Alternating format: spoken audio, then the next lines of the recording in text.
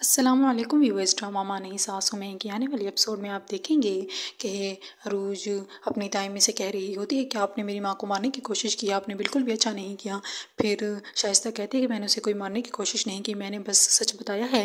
وہ میرا بیٹا ہے اس لیے میں نے اسے یہ بات بتا دی۔ پھر عروج کہہ رہی ہوتی ہے کہ آپ نے اسے مارنے کی ہی کوشش کی ہے، آپ نے بالکل بھی اچھا نہیں کیا میری ماں کے ساتھ۔ پھر اس طرح شائستہ اور عروج کی بحث ہو رہی ہوتی ہے، اور دوسری طرف مہرین بہت پریشان ہوتی ہے کیونکہ شائستہ یہ کہتی ہے کہ سلمان میرا بیٹا ہے، اور سلمان اسی وجہ سے شائستہ کے پاس آتا ہے اور کہتا ہے کہ آپ نے یہ کیا کہا ہے، ہمیں کو آپ کو پتہ بھی ہے کہ میری امی میرے معاملے میں کتنی پوزیسو ہیں، پھر بھی یہ بات کہہ دی۔ پھر شائستہ کہتی ہے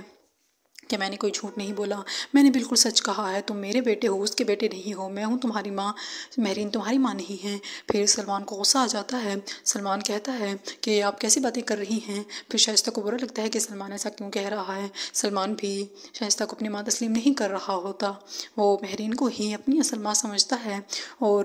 عروج بہت پریشان ہوتی ہے اپنی امی کے لیے کہ اگر امی کو یہ سب پتہ چل گیا تو